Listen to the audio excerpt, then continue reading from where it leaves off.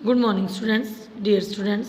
आज हम सुदामा चरित्र लेसन का अंतिम काव्यांश पढ़ेंगे। वैसो ही राज समाज बने, गजबाजी घने मन संभ्रम छायो। कहंदो प्रयोग कहूँ मार्ग भूली, के फेरी के मैं अब द्वारिका आयो। जब सुदामा श्री कृष्ण से मिलने के बाद द्वारिका जाते हैं तो वो वहाँ उन्हें द्वारिका जैसा ही माहौल, वहीं वैसा ही वातावरण, वैसा ही जो है महल चौबारे, वैसे ही गलियाँ उन्हें नज़र आती है।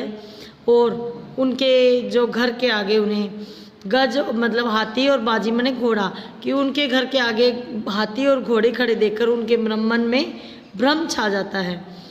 केंदो पड़ो कहीं कहूँ मार की, कहीं मैं मार्ग को भूलकर, कहीं मैं रास्ते को भूलकर दोबारा लौटकर द्वारिका तो नहीं आ पहुँच गया हूँ।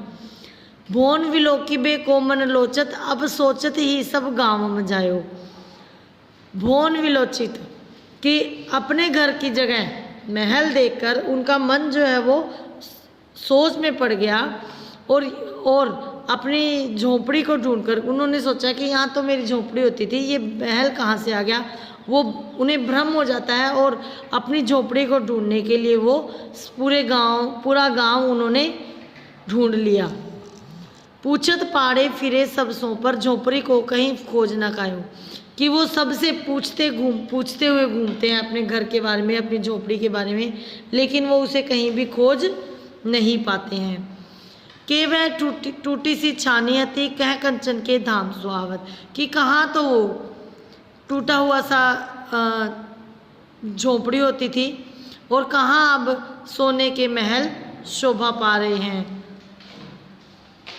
के पग में पनही न हती, कहले गजराजहु ढाढ़े समावत। और कहाँ तो सुदामा कह रहे हैं कि कहाँ तो मेरे पैर में जूते भी नहीं होते थे और कहाँ अब महावत मेरे दरवाजे के सामने हाथी को लेकर खड़ा है।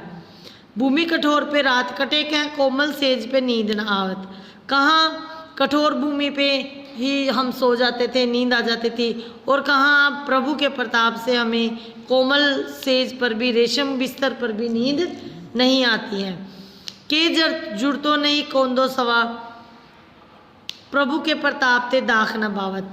कहाँ तो हमें कंदमूल और स्वांग जैसा साधारण अनाज भी नहीं मिलता था, और कहाँ प्रभु के प्रताप से हमें दाख भी अच्छी या किशमिश भी अच्छी नहीं लगती है।